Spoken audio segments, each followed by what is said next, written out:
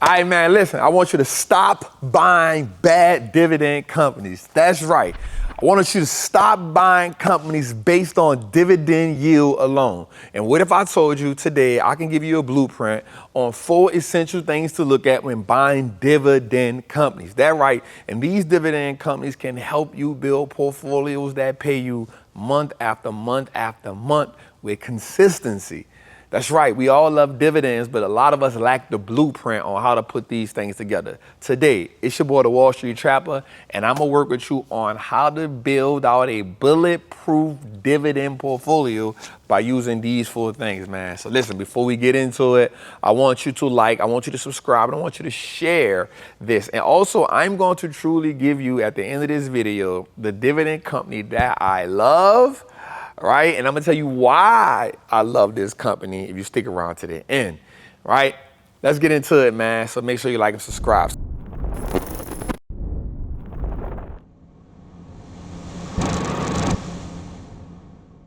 So today, we want to get into the idea of dividends. Most investors, especially our new investors, new trappers, you love dividends, right? And I want to put this out there right quick.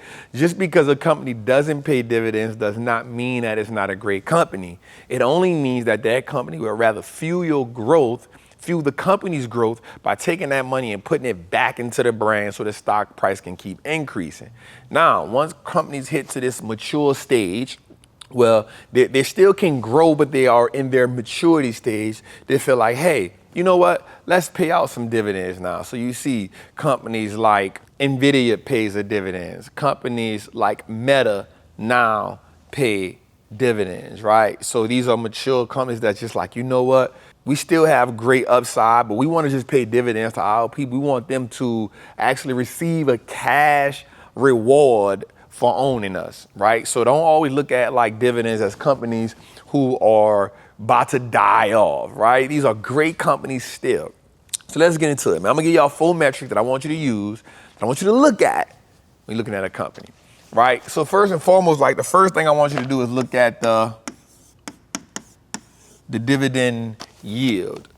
So the dividend yield is important, right? So the dividend yield is a percentage that the company will pay you for owning it, right? So a good spot for this is a company that's paying a 3%. I'll say this. I'll say anywhere from 2.5% to 5% yield is a good yield. Now, there are some exceptions, and one of my favorite companies actually pays a lower yield than this, but I'll tell you why this is one of my favorite companies. I'll tell you from a dividend perspective. We'll talk about that at the end of the video. Anything from a 3 to 5%, 2.5 to 5% yield is pretty good. Why? Because anything from in this year is often going to beat inflation. Now, here's what we do know. 75% of the returns that the S&P 500 has gotten on a year-to-year basis, if you take those dividend returns, those reinvested dividends away, that return falls down drastically, right? So not only do you want to invest in companies with the dividend, you want to make sure that you are reinvesting those dividends to increase those profits. Now, this dividend yield is important for us, right? We want to get companies that have this. Now, let me say something to you. A lot of y'all gonna get into what's called REITs, and you'll see REITs paying 9, 10, 20% yields, right? You can actually fall into what's called a dividend trap, and I definitely don't want you all falling for that. Falling into a dividend trap is a company that's paying a super high yield, but the fundamentals aren't there, the growth isn't there. We don't want that. I don't want you falling in that. So a company that has a 2.5 to 5% yield can truly be in that safe space for you. I'm not mad at that at all. That's a sweet spot for you, right? And so the next thing I want you to look at is, watch this.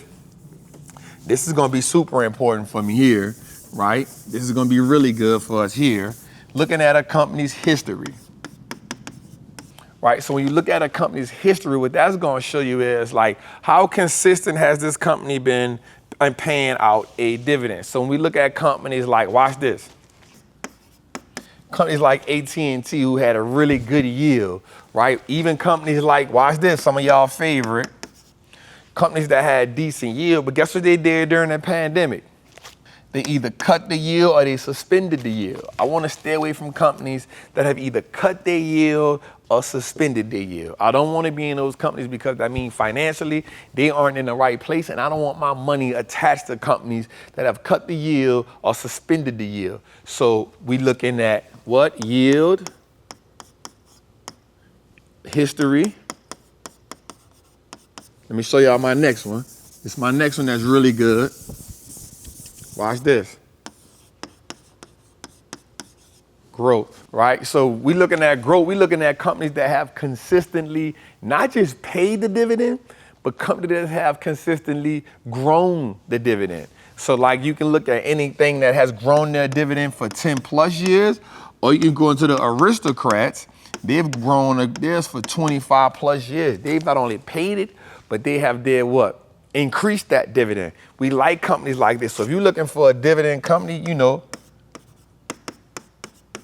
Coca-Cola can be one of your boys. Walmart, Waste Management. These are some strong companies that have paid the dividend and grown the dividend over time. So we like that. So yield, history, growth, a company that has grown that dividend for 10 plus years. Now, there's some exceptions to the rule, right? Let's say a company like Meta, that's new to paying a dividend, right? But they got what?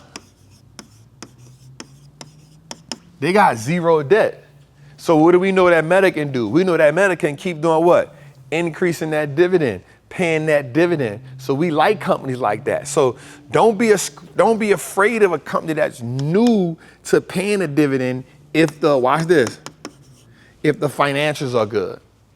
If a company is new to paying a dividend but has great financials, I'm okay with that. Like I'm okay with investing in Meta for the dividend. I'm okay with that. It's a new company, new dividend. Guess what? I love an Apple who's probably been paying a dividend maybe about 12 years now, right? I'm okay with that. Why? A ton of money on a balance sheet. A ton of money on a balance sheet. So I'm okay with that. So let's go to one. This is the one that I really want y'all to look at, right? Watch this. Payout ratio. So now for me, I like a payout ratio anywhere between 30 to 60%. Anything above that, we know they're doing what? They paying out too much of that dividend to give to the investors. I don't want to be that greedy. I want a company that is learning how to pay the dividend, but also paying down debt, growing the company, right? Bringing on new people, creating new products and services. This is the sign of a good company that has a solid payout ratio. Now, you have some companies, again, that have that 80, 90, 110% payout ratio. And you're like, yo, they paying out the money, but because you're not paying attention to this, you're not realizing that a lot of that money is putting you at risk. So watch this. A big no-no is a company that has a 60 to 70%, a big no-no, a company that has a payout ratio like this and a dividend yield of, maybe 10%, right? We know they're paying out a lot of money to us. They're paying out a lot of money to us and they're giving us everything so they can't grow the business, which means our dividend is in jeopardy. We do not want to be a part of companies like that. So if you follow these things, the yield, the history, the growth, and the payout ratio. Now, mind you, watch this. A company can have a bigger yield than another company, but this company can have a bigger payout ratio, right? Why? So one of my favorites, and I told y'all this at the end, I was going to show y'all one of my favorite companies that pays a dividend is Costco. Now, yep, the company is, $1,000 company, but I've owned Costco for about 2017. And one of the things I love about Costco is when times get hard, Costco's pays out a special